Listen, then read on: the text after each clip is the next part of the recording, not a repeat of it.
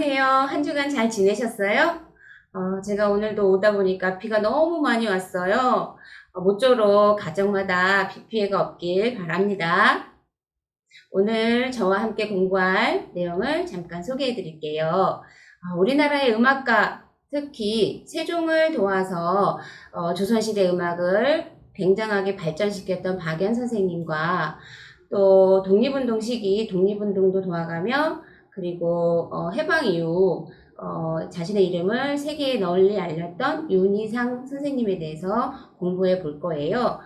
그리고 또 12살 어린 나이에 왕위에 올라서 삼촌에게 양위해야 했던 슬픈 단종과 세조의 이야기도 함께 공부해 보겠습니다. 자, 그럼 오늘의 공부를 시작해 볼까요? 여러분들은 눈으로 읽으며 제 목소리를 따라와 주세요. 자, 그럼 시작해 볼까요? 우리나라를 대표하는 음악가는 누구일까요? 왕산악, 백결, 우르, 박연 등은 우리나라를 대표하는 음악가예요. 이들은 악기를 만들거나 아름다운 연주를 했죠. 고구려에 있었던 일이에요. 중국에서 보내온 악기를 아무도 연주하지 못했다고 해요.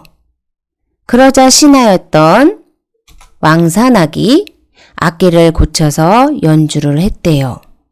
그 악기가 바로 거문고예요. 신라의 백결 선생은 너무 가난해서 명절에 떡을 할 수 없었대요. 그래서 아내를 위로하기 위해 떡방아 소리를 내는 방아타령을 작곡했다고 전해지고 있어요. 가야의 우륵은 우리나라의 대표 악기 가야금을 만들었어요. 자, 사진에 보이는 위에 악기는 6줄로 이루어졌어요. 바로 고구려의 왕산악이 연주했던 거문고예요. 아래 악기는 줄이 12줄로 이루어졌고요. 가야의 우르기 만든 가야금이죠. 자, 글자 쓰셨나요?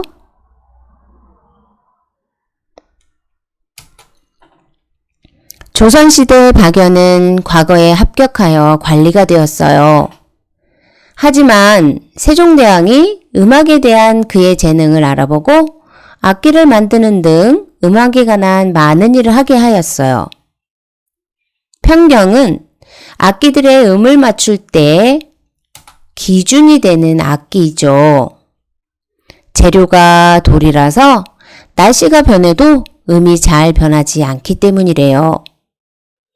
그런데 평경이 너무 오래되어 음이 잘 맞지 않았대요. 그러자 세종대왕은 박연에게 새로 만들게 했어요. 그리고 첫 연주를 하자 세종대왕은 음이 맞지 않다고 했어요. 박연은 평경을 살펴보고 남아있던 붓의 먹자국만큼을 더 갈아냈대요. 그리고 다시 연주를 했는데 세종대왕은 그때서야 만족해 했다고 하죠. 이처럼 세종과 박연은 뛰어난 음악가로 서로 도움을 주었어요. 자, 교재 사진에 있는 이 악기가 바로 우리 음악의 음을 맞추는 기준이 되었던 편경이에요. 자, 그리고 편경에 돌 스티커를 붙여주세요.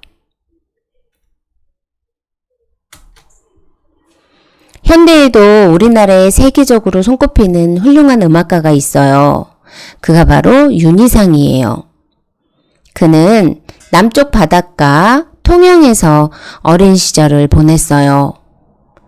그곳에서 이순신 장군의 이야기를 통해 나라 사랑의 마음을 키우고 바다 소리를 들으며 음악적인 감성도 키웠죠. 그 당시 일본이 우리나라를 강제로 지배하고 있었지만 그는 음악을 공부하기 위해 일본으로 유학을 갔어요. 그런데 그즈음 일본과 미국은 전쟁을 하게 되었어요. 그는 공부보다 독립이 중요하다 생각하며 우리나라 돌아와 학생들을 가르치고 독립운동에 사용할 폭탄을 만들었어요. 그 일로 일본 경찰에게 붙잡혀 감옥에서 고생을 하다 풀려났죠. 자, 비행기가 2대가 있네요. 두 나라 국기 스티커를 붙여주시고요. 그 다음에 폭탄과 컵 스티커를 붙여주세요. 그러던 중 우리나라가 독립을 했어요. 그때의 감격을 기념하는 날이 바로 8월 15일 광복절이죠. 독립 후 윤희상은 학교에서 음악 선생님을 하다가 꿈을 이루기 위해 음악의 나라로 유학을 떠나게 되었어요. 음악의 나라는 어딜까요? 바로 독일이죠. 그곳에서 서양의 음악과 우리 전통 음악을 아름답게 연결시키려는 노력을 하셨다고 해요.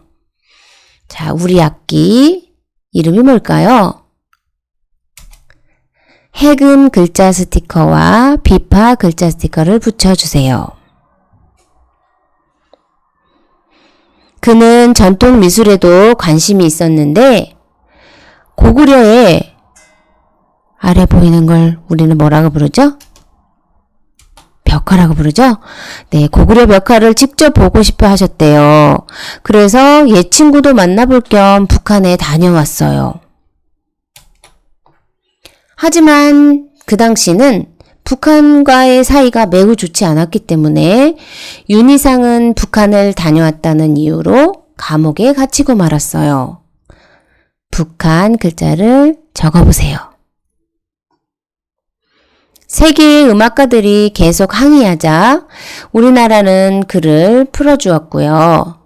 그 후 윤희상은 독일에 살면서 최고의 작곡가 되어 여러 나라를 방문할 때마다 큰 환영을 받았어요.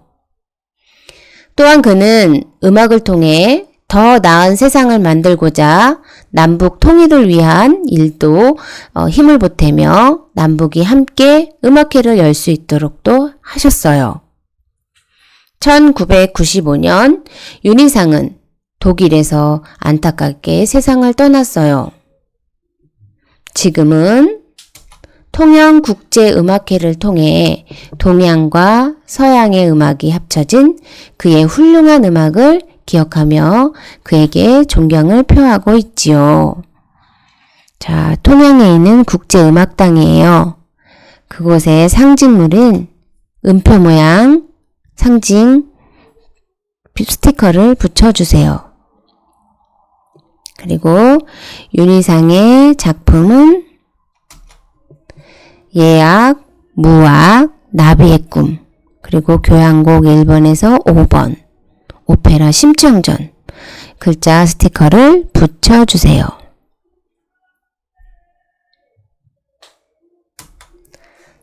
자, 우리나라 이렇게 훌륭한 음악가들을 공부했는데요.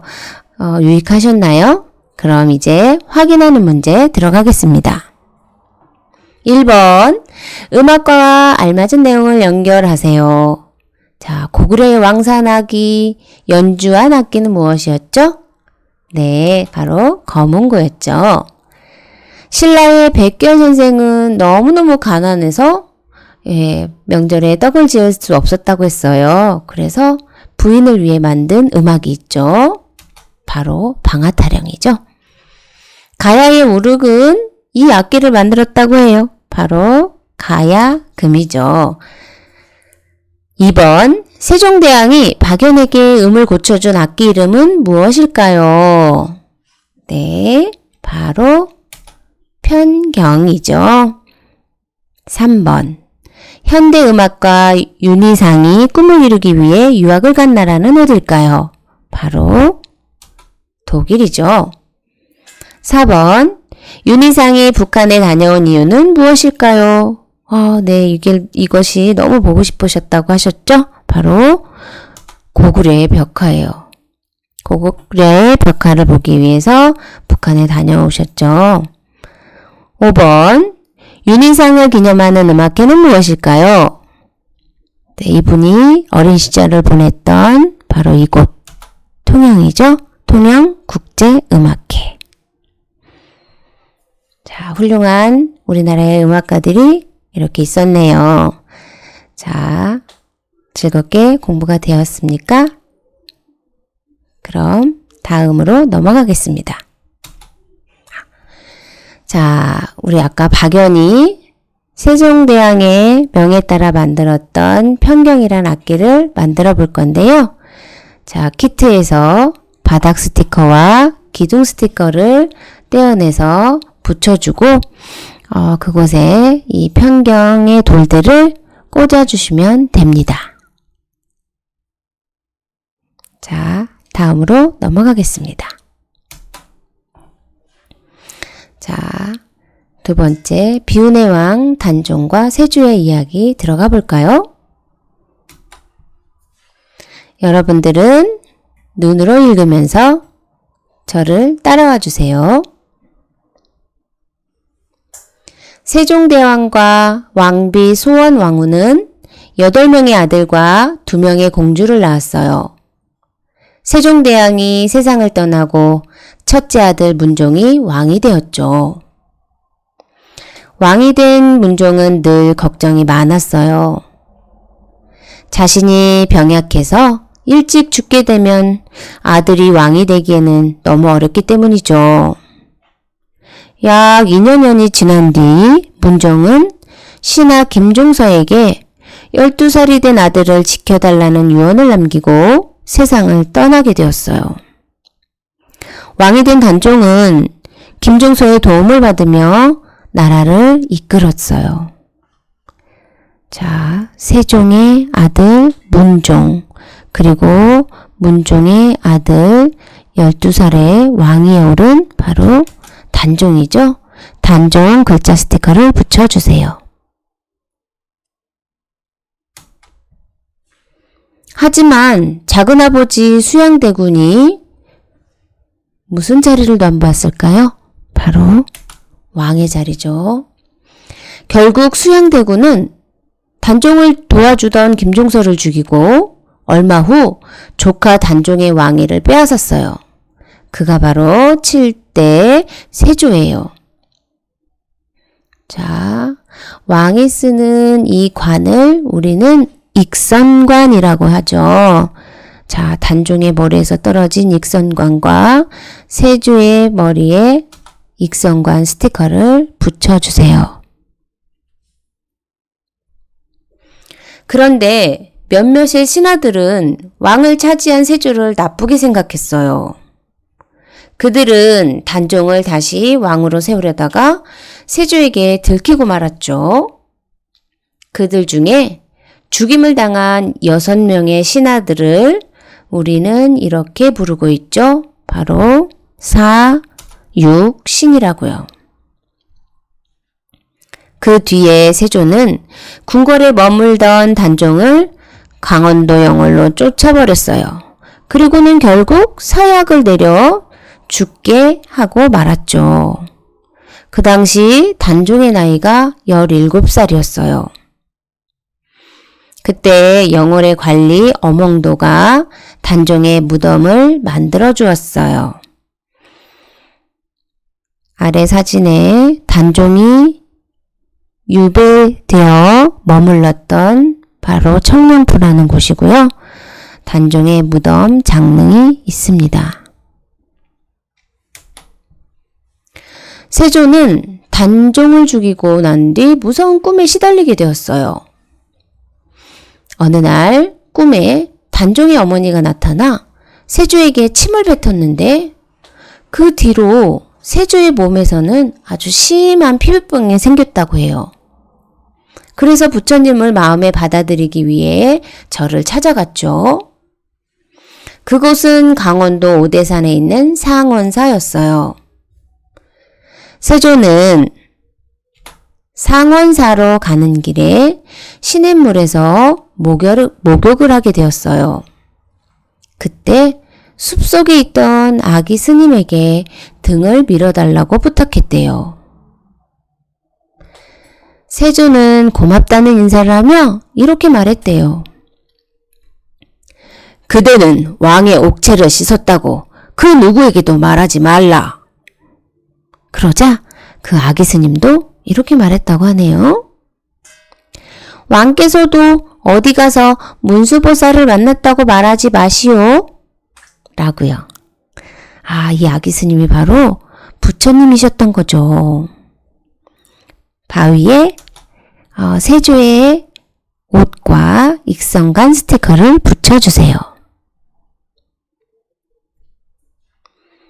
세조가 문수보살이란 말을 듣고 깜짝 놀라서 뒤돌아보았으나 아기 스님은 사라지고 없었어요. 문수보살을 만난 뒤에 세조의 피부병이 싹 나았다고 전해지고 있어요. 세조에 얽힌 또 다른 신비한 이야기가 있어요. 세조가 상원사에 도착하자 어디선가 고양이가 나타났어요. 고양이는 왕의 골룡포를 자꾸 잡아당기며 법당으로 들어가지 못하게 했어요. 골룡포란 어깨, 가슴 등에 어떤 무늬가 있을까요? 바로 용무늬가 장식되어 있대요. 용무늬로 장식한 왕의 옷을 골룡포라고 하죠. 자, 그러면 용무늬 스티커를 붙여주세요. 그리고 고양이 스티커도 붙여주세요.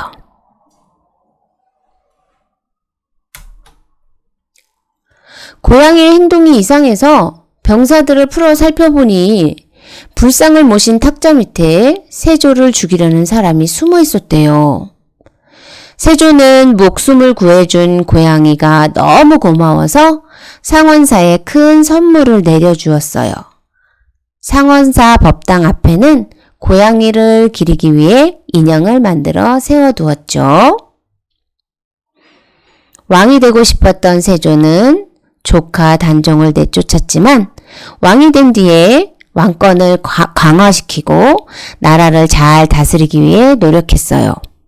특히 나라를 다스리는데 꼭 필요한 체계적인 법을 만들기 시작했어요. 이 법전이 훗날 성종 때 완성된 경국대전이라고 해요. 경국대전은 조선시대의 가장 중요한 법전으로 평가받고 있어요. 자, 아래에 성종 글자 스티커를 붙여주세요.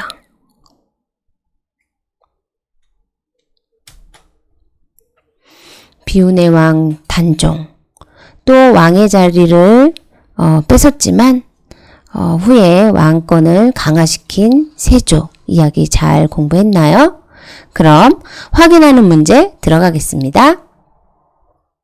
1번 단종을 보호했던 신하는 누구일까요?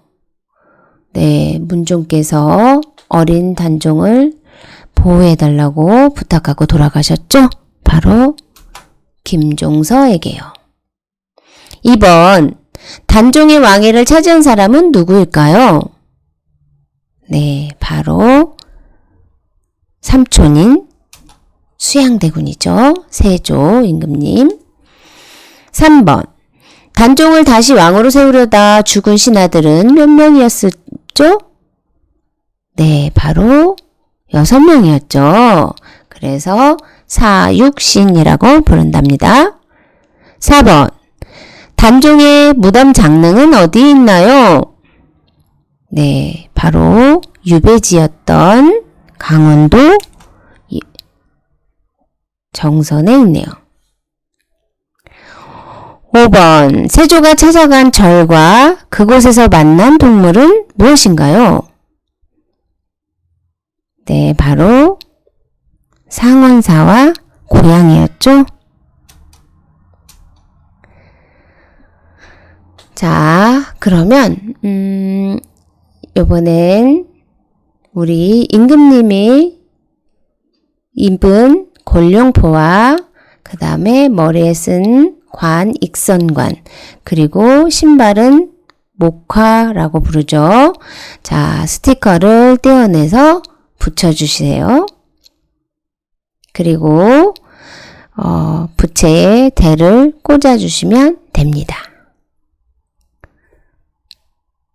자, 이렇게 해서 이 시간 마치겠습니다. 감사합니다.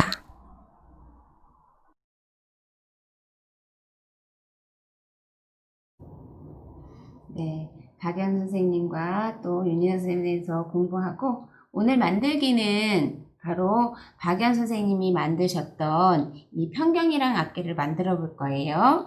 자, 보시면 바닥, 그 다음에 이렇게 기둥, 그 다음에 이 옥돌이 이렇게 들어있죠. 그 다음에 여기는 단이에요. 그래서 지금부터 제가 만들기를 해보겠습니다. 자, 먼저 이렇게 바닥을 떼어낸 다음에 콕콕콕콕 다 빼주세요. 그런 다음 기둥을 뜯어내세요. 기둥을 뜯어내시고 그 다음에 이 가운데도 떼주세요. 자, 이렇게 떼어내시면 자, 바닥에다 이렇게 끼워주세요. 그래서 끼워주시고 그 다음에 요 옥돌들을 하나씩 떼어내주세요. 자, 떼어내신 다음에 요 고리에다가 이렇게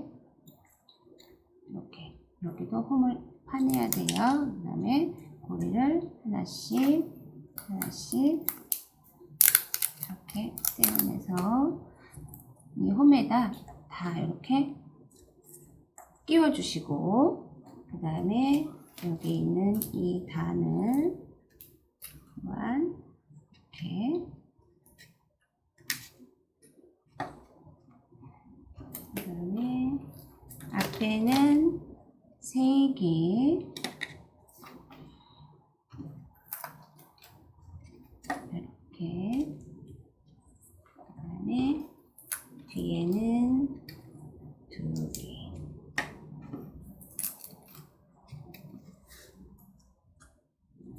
이렇게 다 옥돌들을 끼워주시면 완성됩니다. 네, 단종과 세조의 이야기를 통해서 우리가 임금님이 입는 복식에 대해서 나왔죠. 자, 그 스티커에 보시면 익선관, 그 다음에 옥대, 그 다음에 목화가 있을 거예요. 떼어서 이 부채에다가 붙여주세요. 네, 다 붙이셨으면 자, 이렇게 막대를 끼워서 요 홈에다가 끼우면서 이렇게 내려주시면 됩니다. 자, 부채 완성되었습니다. 네, 오늘 박연과 윤희상 또 단종과 세조의 이야기 함께 공부해 봤는데요. 오늘도 유익한 시간이 되셨나 모르겠어요. 네, 한 번 더 영상을 보시면서 이분들을 우리가 기억해 줬으면 좋겠습니다. 네, 오늘 이 시간 마치겠습니다. 감사합니다.